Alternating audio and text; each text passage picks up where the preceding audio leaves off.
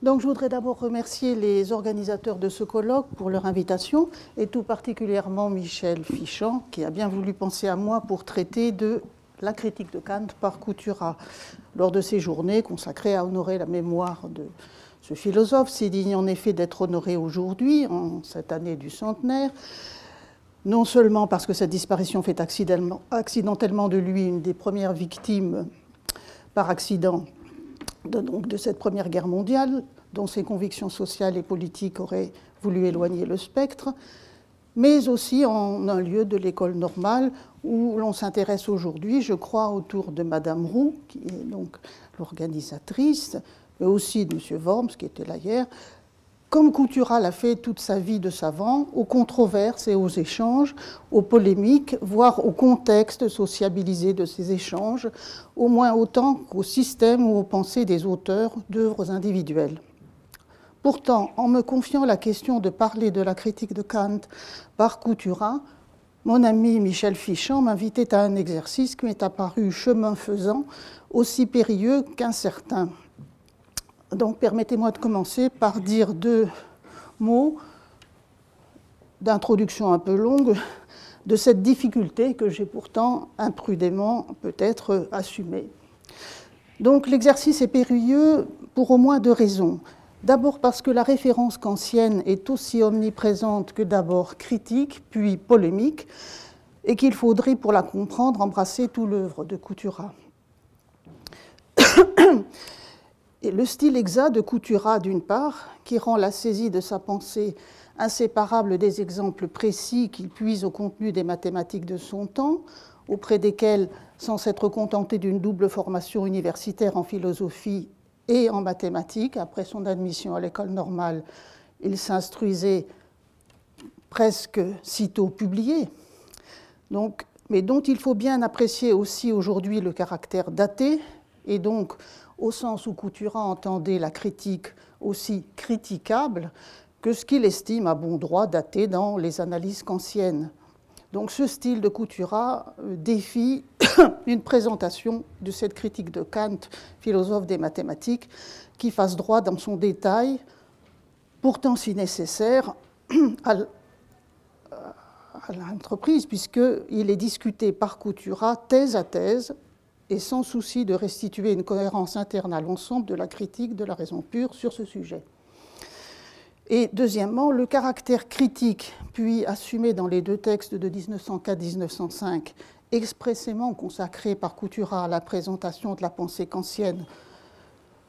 comme donc polémique, induit une difficulté plus redoutable, née de l'écart assez massif entre la présentation des idées de Kant par Couturat, qui assume une position d'extériorité, et le texte original, qui n'est pas abordé à la manière propre d'un historien de la philosophie. Or, si le Leibniz, le Russell, le Poincaré sont sans doute assez différents des originaux, les raisons de la différence, s'agissant de son ou de ces Kant, semblent ici moins liées que là à l'originalité de sa propre pensée, je veux dire celle de Couturat, donc moins éclairante sur son originalité philosophique. Originalité qui est grande, même si, à vrai dire, on l'a plusieurs fois dit, plus tournée peut-être vers la diffusion ou la réécriture des auteurs mieux qu'ils n'ont su le faire eux-mêmes, que vers la création. C'est pourquoi l'exercice ici tenté est aussi incertain, car les raisons de l'écart entre le critique et son objet semblent ici plus complexes, car diverses et presque contradictoires. En effet, moins proche de ce qui fait l'originalité de Couturat philosophe, et notamment son apport éditorial à la compréhension de l'œuvre de Leibniz, dont nous a si bien parlé Michel Fichant, ou sa vulgarisation, comme il en ose le mot dans l'échange avec Frege, le mot vulgarisation, d'une logistique alors largement méconnue en France, et dont on peut mesurer l'écho qu'aura le travail de transmission de Couturat, éditeur dans les débats plus tardifs de la revue de métaphysique et de morale entre 1906 et 1912, et textuellement aussi dans le grand livre de Léon Brunswick, 1912, les étapes de la philosophie mathématique, donc moins proche de ce qu'il aimait, son Kant semble en effet bien l'objet, non ici d'un choix prosélyte ou positivement militant, comme pour les auteurs qu'il veut introduire, mais d'une critique au sens double et pris de façon d'emblée problématique pour un lecteur de Kant, comme hérité d'une dualité du sens kantien, selon lui, de la critique, selon qu'elle serait appliquée positivement à la science, qu'elle, au contraire, négativement à la métaphysique, dans un cas pour justifier la science et dans l'autre pour ruiner la métaphysique. En effet, d'une part, la philosophie de Kant fait chez Couturat l'objet d'une explication critique qui peut aller en 1904-1905, donc dans les deux articles, jusqu'à l'hostilité la plus militante. Et si le Leibniz et le Russell, comme on l'a plusieurs fois vu déjà maintenant, voire l'ensemble des logiciens mathématiciens auxquels il pense que le Leibniz en particulier conduit, sont les penseurs que Couturat admire et cherche alors à faire connaître, même à distance, et sans toujours s'en approprier l'intention. On a plus souvent à lire ce qu'il estime être la pensée de Kant, le sentiment qu'à ses yeux, sa notoriété académique française est indue et trouve chez les philosophes logiciens à l'étranger une alternative, voire un dépassement à ses yeux nécessaire. Le sentiment que son poids institutionnel même ferait en France obstacle précisément à ce dépassement, pourrait expliquer l'ignorance où s'y trouve maintenu le public philosophique face à ce nouveau style qu'il a entrepris de diffuser à ses risques. Plus même, et c'est à la fois plus significatif et plus grave, il peut sembler, au moins à partir du Congrès de Paris, que cet enrôlement de Peano, Russell ou Frege dans une croisade antique-ancienne fasse partie intégrante de l'intérêt qu'il prend à ses auteurs. Je rejoindrai un peu ici peut-être M. Gandon. Mais pourtant, d'autre part, son Kant n'est pas seulement, on le sait, et très loin s'en faut, un repoussoir, et il semble souvent qu'une partie importante de la distance, si ce n'est du malentendu, je crois, qui peut s'établir entre sa pensée et celle d'un Russell ou d'un Frege, pour ne rien dire de ce qui constitue son Leibniz, on en a parlé ce matin, et si bien. Donc une partie importante est très précisément à mettre au compte de l'horizon kantien français, dans lequel non seulement il fut formé, mais qui demeure celui de sa thèse sur l'infini mathématique, et de ses conclusions, critiques de Kant, mais en un certain détail, et demeure même si prégnant dans les réseaux de la Revue de métaphysique et de morale et de la Société française de philosophie, dont il anima l'institution sa vie durant, et dans lesquels il continue justement de s'exprimer jusque dans la critique la plus mordante de la philosophie kantienne des mathématiques,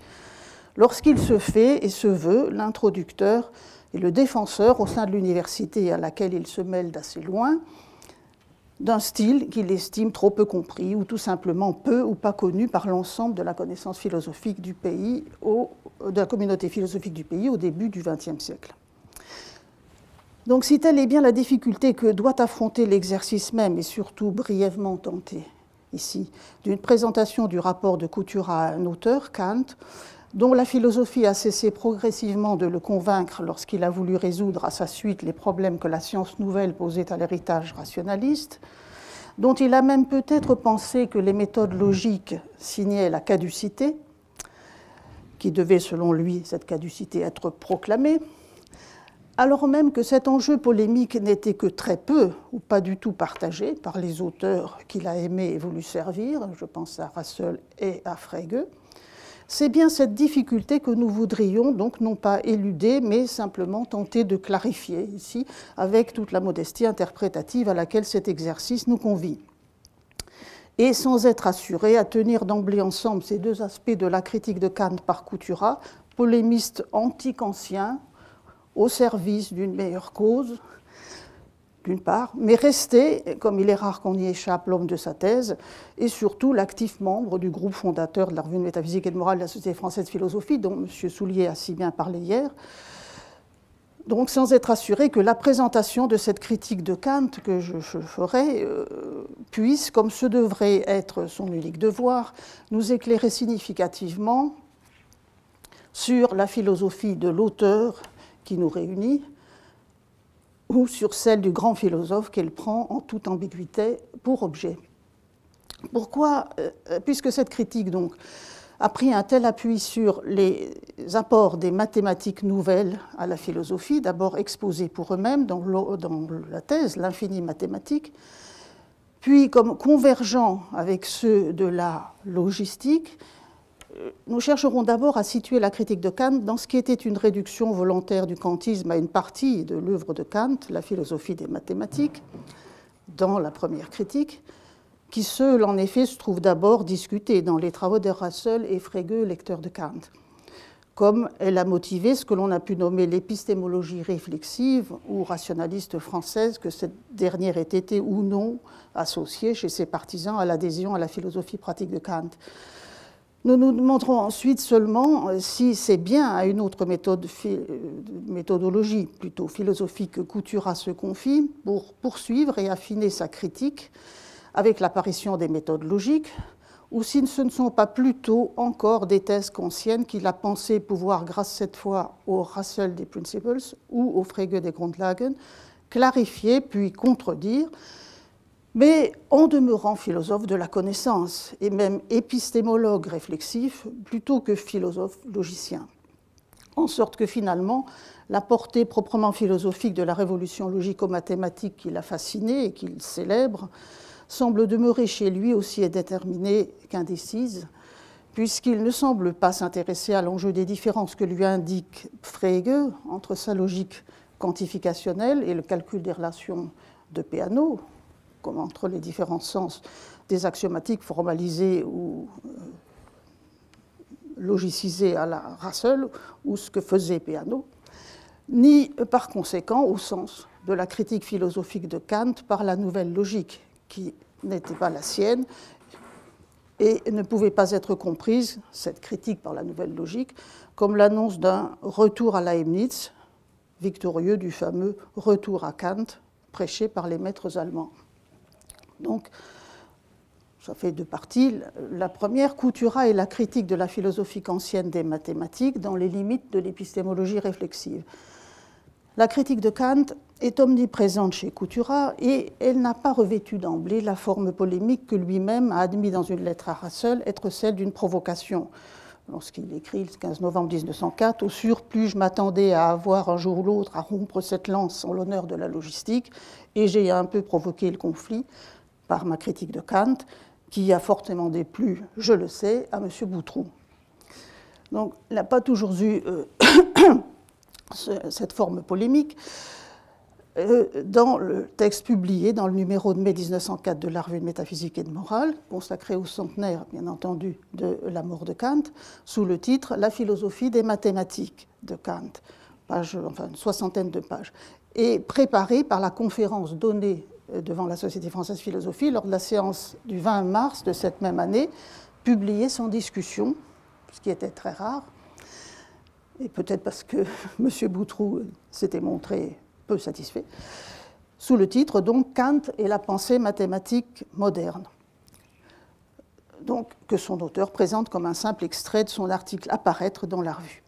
C'est sous une forme tout autre que donc, cette critique apparaît, mais elle apparaît, et je commencerai par là, et même un peu longuement, dans la thèse sur l'infini mathématique de 1896, dont il a été question de façon si soigneuse avec M. Pradel hier. Donc, en 1896, il est impossible, donc, puisque ça a été bien fait, d'analyser en détail l'ouvrage. Construit, je répète un tout petit peu tout de même, construit en deux parties consacrées respectivement à la généralisation du nombre, déclinée comme généralisation arithmétique au livre 1, algébrique au livre 2, géométrique au livre 3, et convergent vers la justification de l'infini mathématique au livre 4, à l'intérieur des mathématiques, tout ceci. Et sous le second titre, le nombre et la grandeur, c'est à l'analyse philosophique des rapports établis en première partie entre ces deux concepts, on s'applique en déclinant cet examen comme celui de l'opposition entre formalisme rationnel et réalisme empiriste dans la conception du nombre, donc première section, puis en examen des rapports entre deux fonctions du nombre, le nombre comme dénombrement défini sur des collections d'objets distincts et le nombre comme mesure des grandeurs continues, deuxième point, conduisant à la proposition positive d'une philosophie de l'infini adossée à une présentation de la critique traditionnelle, enfin la critique traditionnelle de l'infini bien entendu, troisième point, et rétablissant la raison mathématique dans ses droits d'intuition rationnelle, ça a été dit hier, intuition donc rationnelle de la grandeur, par opposition tant à l'intuition sensible de Kant qu'au simple concept d'entendement. Il saute donc immédiatement aux yeux que l'enquête qui visait, comme dit Couturat, à, je le cite, justifier, en première partie de l'ouvrage, l'infini mathématique par des arguments d'ordre positif et a posteriori, c'est-à-dire, comme il dit, en prenant la science toute faite, se borner, je le cite encore, à montrer quel intérêt rationnel on avait à admettre cette idée dans la science. Donc, et elle venait, cette enquête, comme entreprise non simplement, ou peut-être même pas du tout, dans un dessein d'historien des mathématiques, mais dans celui d'une enquête philosophique qui, en seconde partie, remonterait, comme il dit, du fait au droit. Je le cite, nous nous proposons maintenant de justifier la même idée a priori et par des raisons proprement philosophiques en montrant par l'analyse de l'idée de nombre que rien n'empêche de concevoir un nombre infini et en dissipant toutes les contradictions que l'on a cru trouver dans cette notion. Donc, par là même, la méthode et la philosophie de Kant, qui ne sont pas l'objet de l'ouvrage, se trouvent directement et paradoxalement impliquées en des sens opposés pour Couturat. D'une part, il pense s'inscrire dans l'horizon de la philosophie réflexive qui est pour lui celle de Kant, on vient de dire avec ce passage du fait au droit. À qui s'étonnera, dit-il, de, je cite, voir étudier les principes de la science après en avoir considéré le développement, ou, je cite encore, exposer les généralisations du nombre avant d'en examiner le fondement, l'idée de nombre entier. Il faut répondre, je cite encore, que l'ordre suivi par la critique est naturellement inverse de l'ordre logique et didactique, puisqu'elle remonte des conséquences au principe. Donc, des conséquences au principe de la science constituée et développée à ses fondements philosophiques. Donc, quelque étranger que soit en réalité ce procédé réflexif à la pensée de Kant, et j'espère y revenir, même s'il s'autorise évidemment de l'exposition analytique que les prolégomènes proposent à des fins de clarification de la doctrine de la critique composée selon un procédé synthétique, il entend bien demeurer critique au double sens de justification, Prüfung, et de mise à l'épreuve, Prüfung, et justification, Rechtfertigung, que la critique avait attaché à ce mot, dans la première critique, bien entendu, et dont on voit qu'il est distinct de, voire incompatible avec ce que certains interprètes analytiques des travaux de Frege ou de Russell sur le nombre ont vu comme une réduction logiciste du concept de nombre inscrite dans la même lignée que l'arithmétisation de l'analyse dont elle serait l'achèvement ultime. C'est du reste plus tard, lorsqu'il prendra connaissance non pas de l'essai de Russell, bien sûr, sur les fondements de la géométrie, ni de la conception frégéenne du nombre en théorie de la connaissance, mais des principles dont il a été question hier, qu'ils le reconduiront à l'œuvre de Frege logicien, que Couturat s'intéressera à ce qu'il verra comme la convergence de l'arithmétisation de l'analyse avec la nouvelle logique mathématique. Mais pour le Couturat de 1896, il s'agit de passer de la critique des extensions plus ou moins légitimes de cette idée, l'idée de nombre entier pris comme donnée primordiale, à, je cite, la critique de cette idée elle-même qui sert, dit-on, de base unique à l'analyse et de découvrir les faits empiriques ou les hypothèses rationnelles qu'implique cette notion primitive pour le savant et en apparence irréductible. Donc, loin ici de vouloir, en faisant le choix des hypothèses rationnelles, qui est le sien, réduire le nombre arithmétique à son fond logique, l'auteur annonce que la critique de l'idée de nombre conduit à la justification d'une pensée de l'infini concret, au sein du chapitre instruisant le dialogue entre philosophes finitistes et infinitistes au bénéfice de ce dernier, s'agissant respectivement des nombres, des grandeurs dont ils sont les schèmes. D'autre part, ça c'était le premier point, cette enquête critico-réflexive, et dont il assume la méthodologie, aboutit, on le voit, à des conclusions positives ou à la proposition d'une pensée personnelle qui se trouve renverser plusieurs thèses kantiennes en présentant ce renversement comme l'effet même pourtant de la méthode critique. La justification de la réalité objective du concept d'infini mathématique au fondement de la science du nombre, comme des grandeurs, répond à un état de fait de ces sciences, pour lui, que Kant, bien sûr, n'a pu connaître.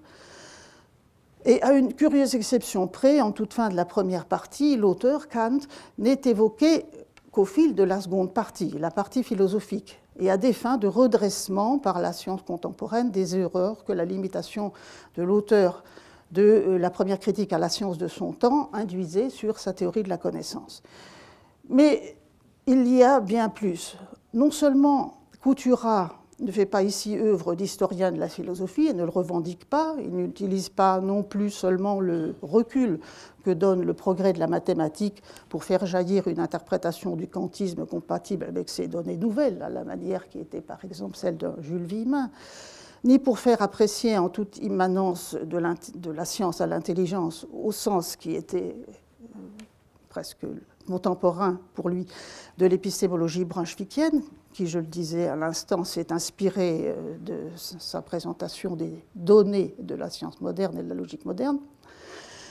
Donc, il ne s'agit pas pour lui de représenter la singularité de l'étape kantienne dans le parcours de ce progrès de la connaissance que Brunswick, justement, son strict contemporain, mais qui a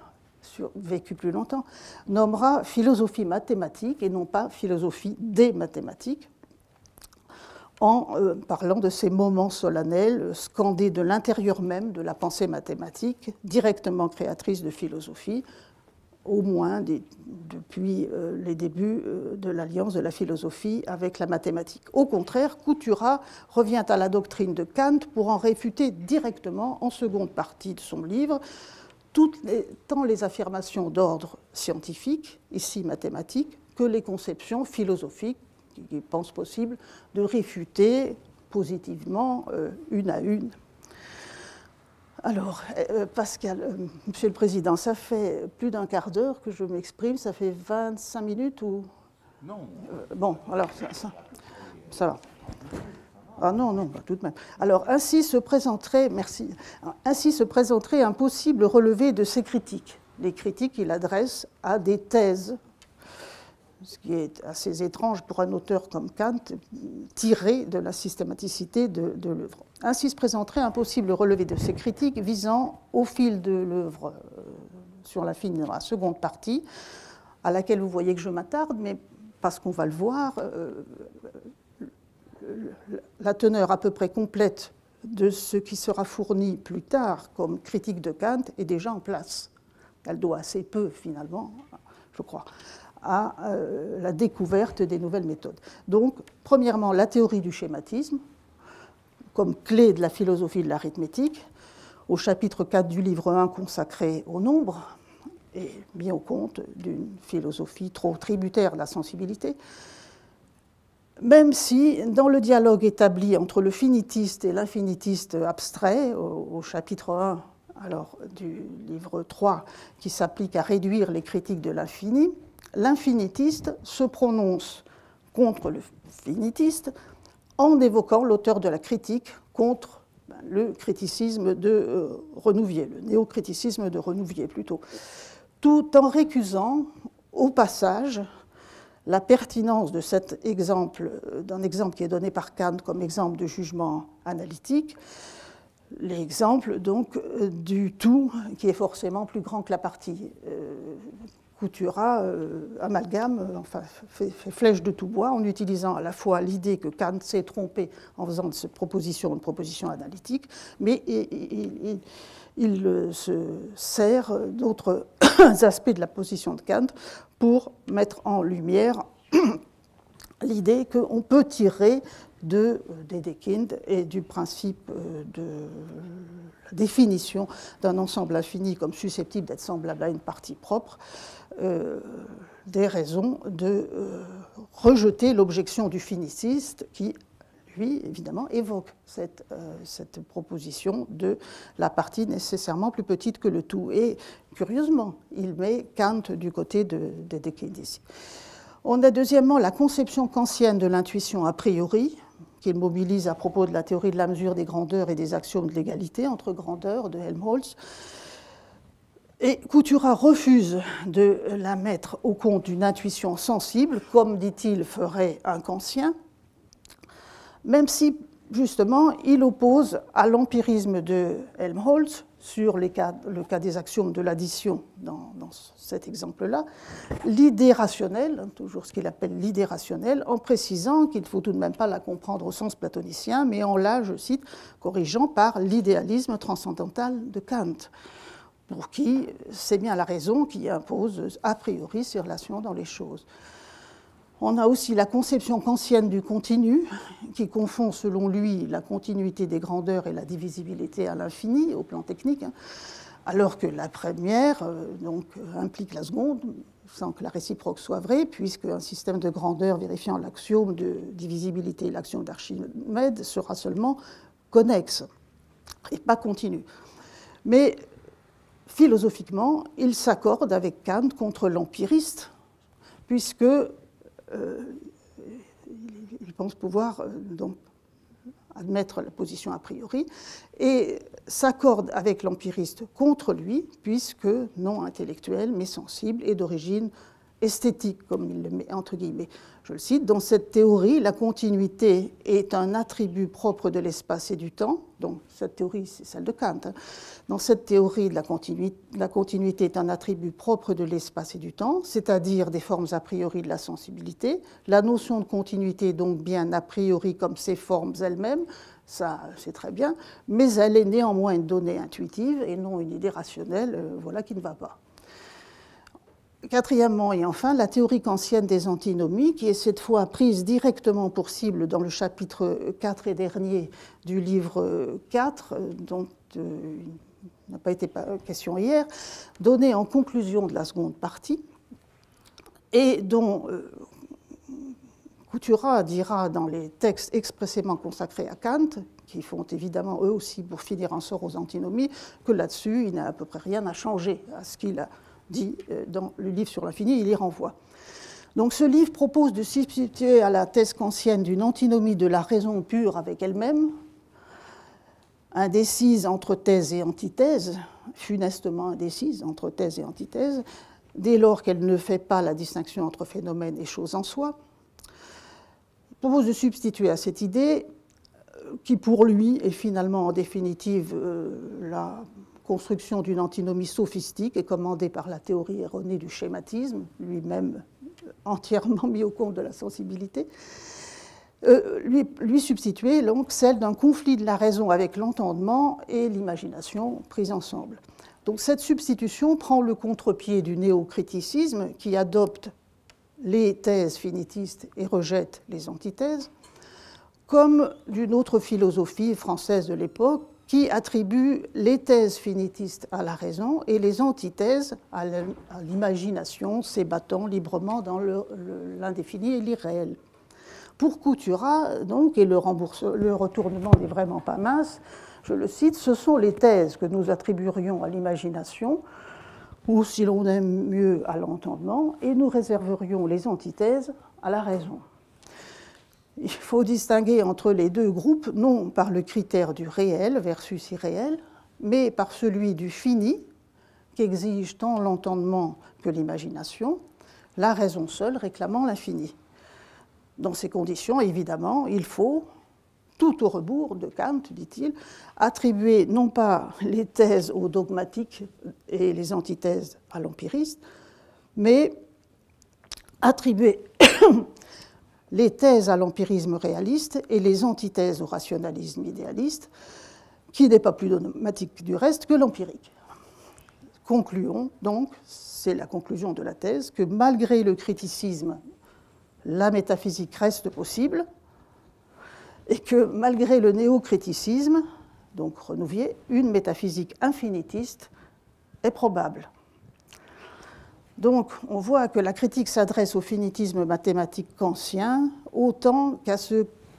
qu'il conserverait d'empirisme en évoquant un recours à l'intuition sensible du temps, et qu'elle le fait au nom de la théorie des nombres contenue dans les débuts de la théorie des ensembles abstraits de Cantor et de Dedekind. Donc le Dedekind de Was sind und was sollen die Zahlen de 88, dont il retient, je l'ai dit, la définition d'un système infini par similitude avec une partie propre, et l'idée cantorienne d'indépendance du cardinal ou de la puissance par rapport à l'ordre dans le cas des ensembles infinis. Cette critique vise aussi, et du même coup, la théorie du continu dans l'analytique transcendantale de Kant, qui se trouve, dit-il, intellectualisée, et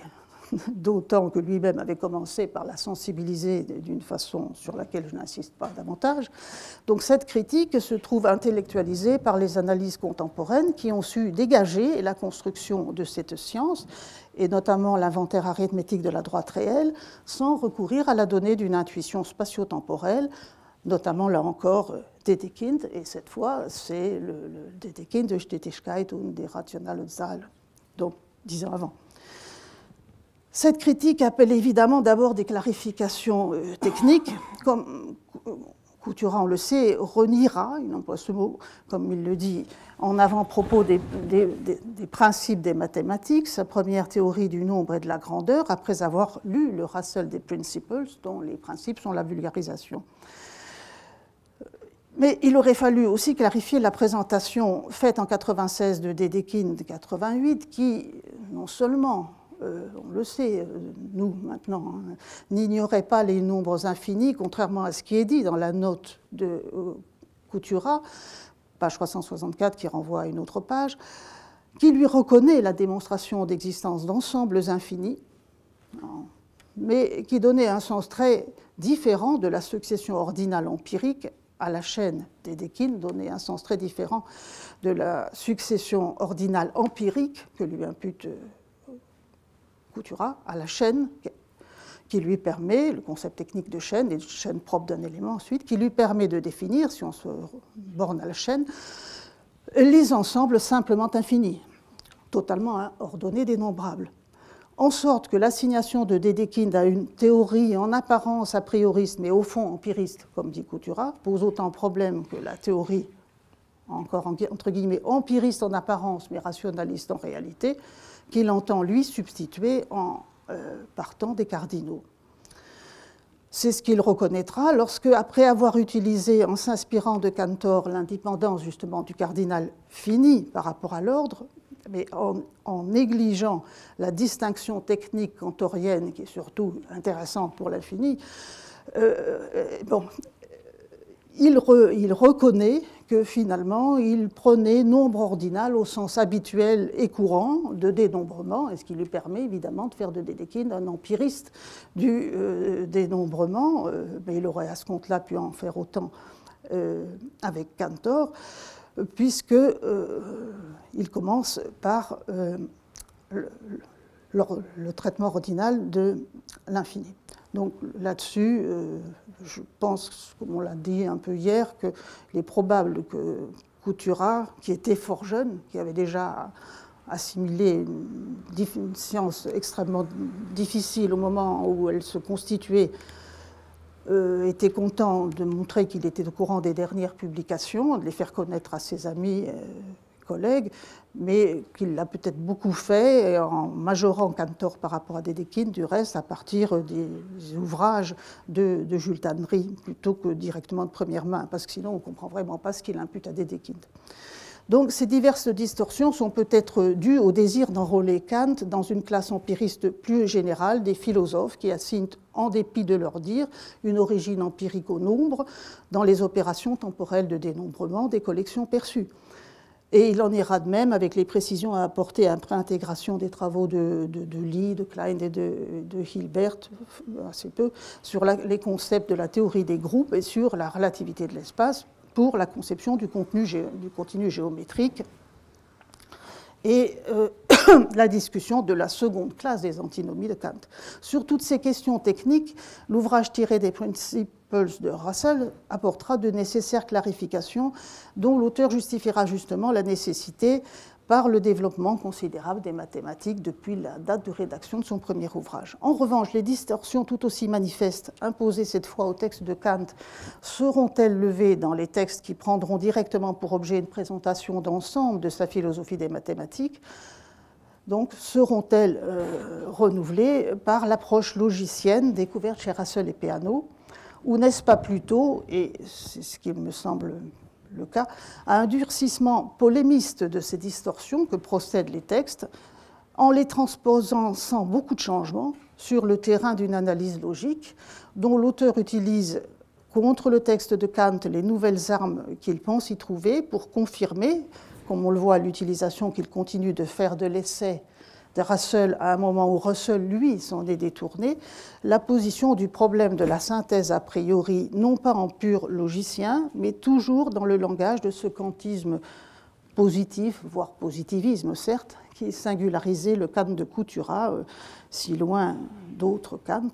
au sein de la philosophie française d'avant-guerre, qu'il s'agisse de l'histoire de la philosophie ou de la philosophie des sciences. Alors, c'est ce qu'il me reste à voir dans la deuxième partie, qui est beaucoup plus courte que la première. Donc, l'appui ambigu de la logistique, entre guillemets, à la critique de Kant, puisqu'elle n'est proposée pour elle-même, et brièvement, qu'en 1904-1905. Le relevé même cursif que nous avons proposé des thèses kantiennes que Couturat a dit dans la thèse attribuée à leur auteur pour les combattre, faisait en effet apparaître une évidente désinvolture, et j'ai renoncé à faire comme lui, à l'épingler thèse à thèse, dans le traitement de la littéralité des textes de Kant et de la tradition interprétative entourant tant quelques-uns des grands concepts kantiens qu'il interroge, du schématisme, encore une fois, on ne peut pas être plus loin par exemple de Cohen, en le présentant comme relevant de la sensibilité, aux antinomies, en passant par le rapport du continu à la sensibilité, des catégories à la logique formelle, pour lui est évidemment le pourvoyeur de la notion kantienne de concept pur de l'entendement et de catégorie, et même la logique scolastique, dit-il, et le rapport de la science à la métaphysique, enfin, dont je ne parle pas vraiment ici. Donc,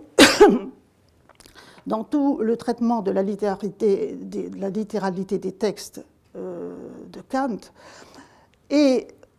de la tradition dont il assume le choix de s'en libérer, tout comme il se désintéresse du problème de l'architectonique interne du système et du problème de la conséquence de l'auteur avec lui-même, conséquence à laquelle il avoue sans détour qu'il ne croit pas. Et justement, il est très content lorsqu'il fait œuvre d'historien plus précisément, en allant voir Weichinger, que Weichinger dit que le kantisme est plein de contradictions. On peut se demander à vertu de quels critères une lecture qui n'entend pas plus faire œuvre d'historien de la philosophie que des mathématiques se donne le droit d'estimer dépassé et même contredit littéralement par le progrès des sciences exactes telle ou telle proposition d'un philosophe qu'on estimera comptable de la vérité ou de la fausseté, cette proposition prise séparément sans vouloir faire œuvre d'historien. Donc, en vertu de quels critères cette position peut se permettre une telle désinvolture dans l'attribution à cet auteur d'une proposition qu'il n'a pas soutenue. Encore une fois, j'en ai découvert beaucoup plus que je n'avais d'abord pensé à me trouver dans ce qu'il impute à Kant. Désinvolture en effet manifeste tant à propos de la géométrie et du concept de continuité de l'espace, qui serait chez Kant sensible, et donc dans l'esthétique transcendantale et non intellectuelle, qu'à propos de l'arithmétique, dont est effacé le caractère intellectuel, la synthèse temporelle, ou plus généralement lors de la transposition régulièrement faite du caractère intuitif de la réciprocité sensible au caractère empirique dans la théorie du dénombrement, et qui ne s'est nuancé qu'en rétablissement le caractère a priori des synthèses, mais au prix d'une assimilation du transcendantal et de l'a priori. ce qui conduit inévitablement à la falsification de l'idée même de critique de la raison pure et d'idéalisme transcendantal, même lié à la première critique seule. Donc désinvolture qui, on le comprend bien, était le prix à payer pour la soumission de la pensée de Kant à la critique mathématique et pour la construction d'une métaphysique antikantienne de l'infini. Comment celle-ci pouvait-elle pourtant se dire dans le langage de l'épistémologie réflexive et y demeurer même après la rencontre avec Russell et Peano, et que vise au juste de nouveau la critique 1904-1905 pour s'être donné un objectif si ouvertement et directement anti-kantien, quand la première critique n'avait visé qu'indirectement les thèses d'un auteur dont elle était encore, pensait-elle, fidèle à la méthode. Donc, s'agissant de la seconde question, ce qui frappe dans le texte court lu devant la Société française de philosophie sur Kant et la pensée mathématique moderne, et dans la version substantielle de la RMM, ce ne sont, à vrai dire, donc pas tant des changements importants apportés à l'appréciation critique du nombre et de la grandeur dans la thèse, et que l'on aurait pourtant pu attendre, ni des changements dans la présentation de la philosophie de Kant en la matière. Ici, les changements enregistrent l'influence qu'eut, s'agissant de la conception kantienne de la géométrie, science qui n'est pas l'objet direct de la thèse, les travaux du Russell de l'essai sur les fondements de la géométrie et du Frege, non pas logicien, mais philosophe de la connaissance dans les Grundlagen der Arithmetik. Dans l'analyse successive des types de jugements a priori selon Kant, à laquelle se livre sur ces deux textes Coutura, il fait en effet un sort à part à la géométrie, dont témoigne la lettre à Frege du 11 février 1904, et ce qu'il dit très précisément, quoi qu'il en soit, tandis que l'arithmétique dément la théorie kantienne, c'est dans la géométrie que cette théorie a le plus de chances de subsister. Mais s'il en donne une justification russellienne en appelant au paragraphe 149 des Principles, c'est sans apparemment prendre garde au fait qu'il amalgame ici deux types très différents de questions et de réponses, comme on l'a un peu vu hier à travers l'exposé de M. Heinzmann. Donc, celle de Russell 1897 à propos de la géométrie comme science de l'espace et forme nécessaire de l'expérience de l'extériorité, qui peut justifier le privilège de l'espace euclidien parmi d'autres espaces logiquement possibles, et celle de Russell logicien qui, en 1903, assume et dit sa rupture avec le kantisme, même britannique, de sa jeunesse. Et c'est cette vue qu'il croit voir, donc la vue philosophie de la connaissance,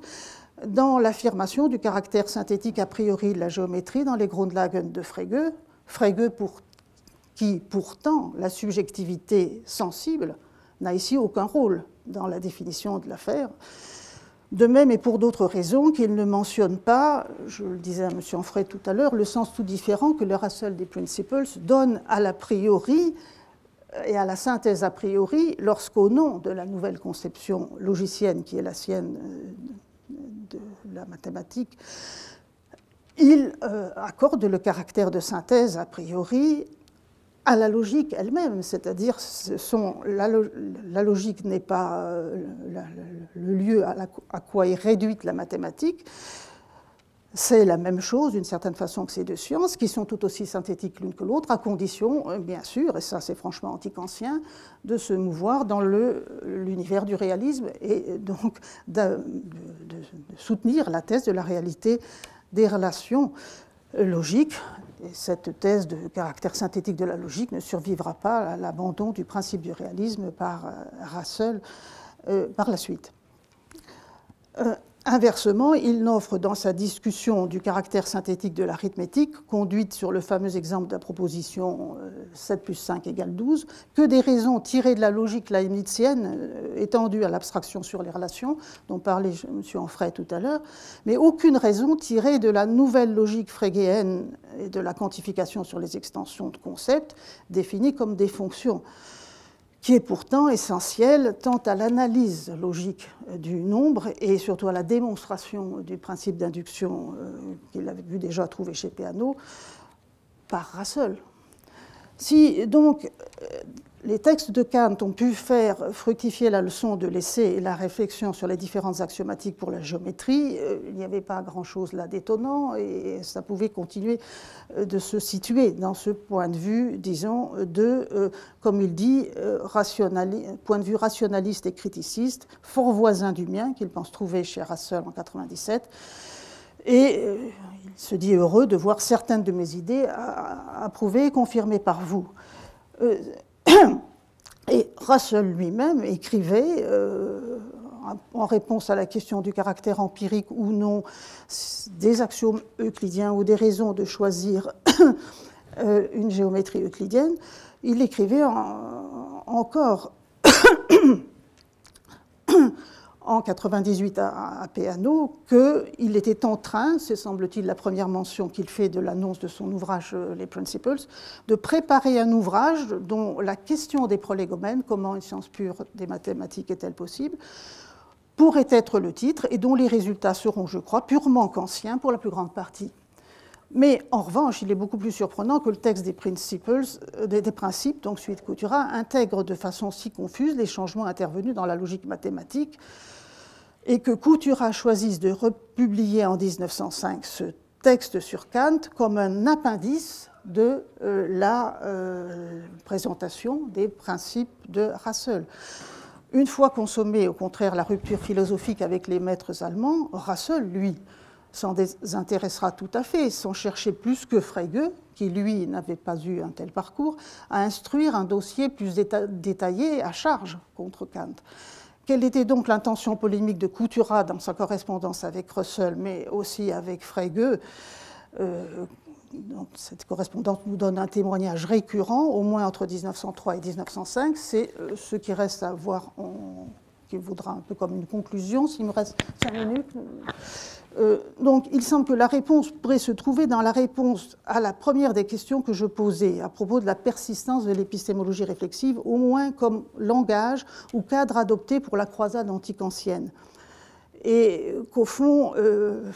je résume, Couturat est d'autant plus polémique et d'autant plus porté à se plaindre, voire à se flatter, au contraire, du fait qu'il a beaucoup déplu à M. Boutreau ou à tel ou tel, qu'en fait, il pensait encore se situer dans le cadre de cette histoire conduite à la manière de l'épistémologie réflexive et à laquelle Braunschweig ne tardera pas à donner sur la base des données qu'il a pu trouver en partie chez Couturat, ces lettres de noblesse comme justement épistémologie réflexive, philosophie des étapes de la pensée mathématique immanente. Donc, il peut être d'autant plus polémique qu'il enregistre une absence totale de réception et déception d'autant plus grande qu'elle émane, cette absence de réception, de ceux qu'il continue de nommer ses amis de la Revue de métaphysique ou de la Société française de philosophie, qui organiseront le congrès de 1900, avec qui il propose de mettre en contact de façon presque protectrice les logiciens étrangers encore inconnus, avec lesquels il correspond, notamment Frege, à qui il dit qu'il ne manquera pas de faire référence à lui dans tous ses comptes rendus. Or, l'esprit commun à ses membres fondateurs était bien celui d'une revue qui voulait être, comme on le sait par la correspondance, notamment de Xavier Léon à Lévy, rationaliste avec rage, face au misérable positivisme, ça avait été évoqué, je crois, par Michel en commençant, tout autant que face à l'agaçante religiosité. Et que fera vivre jusqu'à la Seconde Guerre l'autorité de l'idéalisme intellectualiste de Léon Braunschweig, fondateur, membre, puis président de la Société française de philosophie. C'était bien dans cet esprit que se situait la thèse sur l'infini, en pratiquant, sans le nommer, une sorte de kantisme de la réflexion épistémologique. Ce que Braunschweig nommait la réflexion, en écrivant jusqu'en 1921, que le philosophe a tout à gagner s'il attend de la réflexion sur la science son idée de la raison et de l'intelligibilité. C'est bien ce que Couturat entendait comme la critique, philosophie réflexive, puis remontant de la nature des choses aux lois qui les régissent, elle demeure bien, comme il écrit, et dans des termes qui ne sont pas sans évoquer ceux de Frege, lui formé par les maîtres néo-kantien, connaissance de l'univers, non donc connaissance de l'univers, mais connaissance d'ordre supérieur, c'est d'un second degré dans la réflexion, puisque, dit-il, en fait, lorsque dans cette justification de la science, qui est une justification et fondation de la science, à condition de pouvoir forcer la citadelle des antinomies en fondant les principes sur une intuition intellectuelle, on n'aura pas besoin de ruiner la métaphysique, tout au contraire, elle préparera cette fondation, cette justification à la science, mais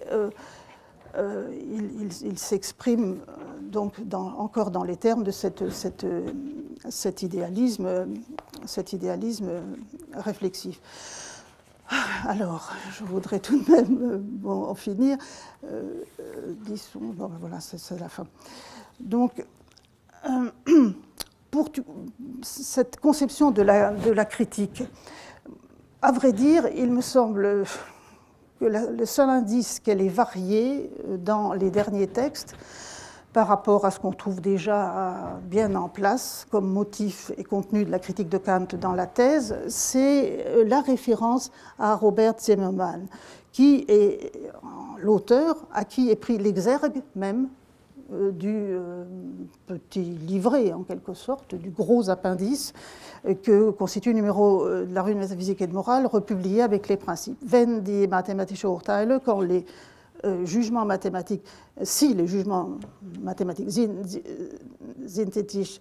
sind, si les jugements donc, mathématiques ne sont pas synthétiques, so fällt ganze Vernunftkritik der Boden. C'est toute la critique de la raison kantienne qui tombe. Donc, cette référence à Zimmermann, qui n'intervient pour la première fois dans l'œuvre de Couturat, mais cette fois à 5 reprises dans ce texte sur Kant, au titre des arguments à charge contre Kant, savait-il que l'auteur n'était autre que l'auteur d'une Leibniz-monadologie, élève de Bolzano, qui aurait pu publier le fameux Nouvelle anti-Kant, qui ne l'a pas fait, mais à qui le maître avait par testament confié une mission, je cite, « Une des tâches de sa vie devra consister à endiguer autant qu'il le pourra, par la diffusion de notions claires, l'épouvantable désordre que Kant, sans le présumer lui-même, a occasionné par ses philosophèmes en Allemagne. » Boutroux, lui, le savait peut-être, puisqu'il avait discuté dans ses cours sur Kant à la Sorbonne de l'hiver 96-97, au moins 2 des thèses que Couturat reprenait, comme quoi on peut utiliser le commentarisme kantien sans savoir peut-être, au moins 2 des thèses que reprenait Couturat, l'opinion, disait Boutroux, sans les nommer, de plusieurs critiques qui font de la thèse kantienne des jugements synthétiques a priori le critère de la légitimité du système. Et d'autre part, la thèse de la critique comme ruine de la métaphysique, qui est assumée d'emblée par Couturat. Pour Couturat, qui ne fait jamais droit aux prétentions de la raison spéculative comme distincte aux yeux de Kant de celle de l'entendement, autrement qu'en fustigeant, au contraire, l'usage bien pensant du, entre guillemets, primat de la raison pratique, responsable à ses yeux d'avoir, je cite encore, limité le savoir par la foi, sans voir que c'est cette critique de la raison qui a signé la fin des Lumières allemandes, comme philosophie dogmatique de la théologie naturelle, évalue à Kant à cette époque-là l'accusation d'athéisme, situation bien différente de ce qui se passe en France, où fut introduit le kantisme pour briser l'influence des idéologues.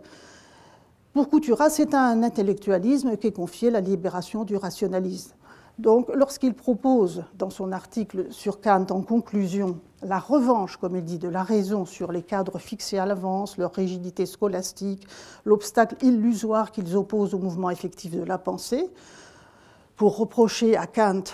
qui a enfermé la pensée dans cette limitation, de n'avoir pas été assez mathématicien et assez rationaliste,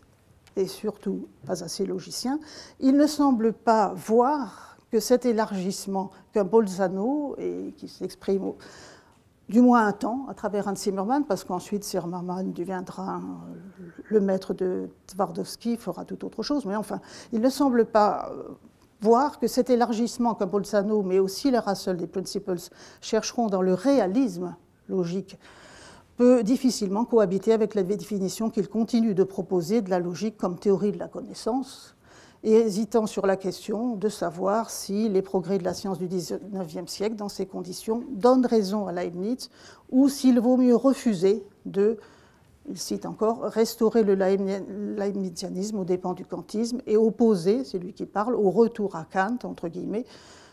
Donc c'est la maxime illustrée par Marburg, disons, un retour à Leibniz. Et il partage la résistance, aussi résolue que celle de Kant lui-même, de ses amis de la revue de métaphysique et morale par rapport au prolongement idéaliste, rationaliste que les amis de Kant avaient entendu donner en Allemagne à sa pensée. Mais il ne semble pas l'avoir fréquenté.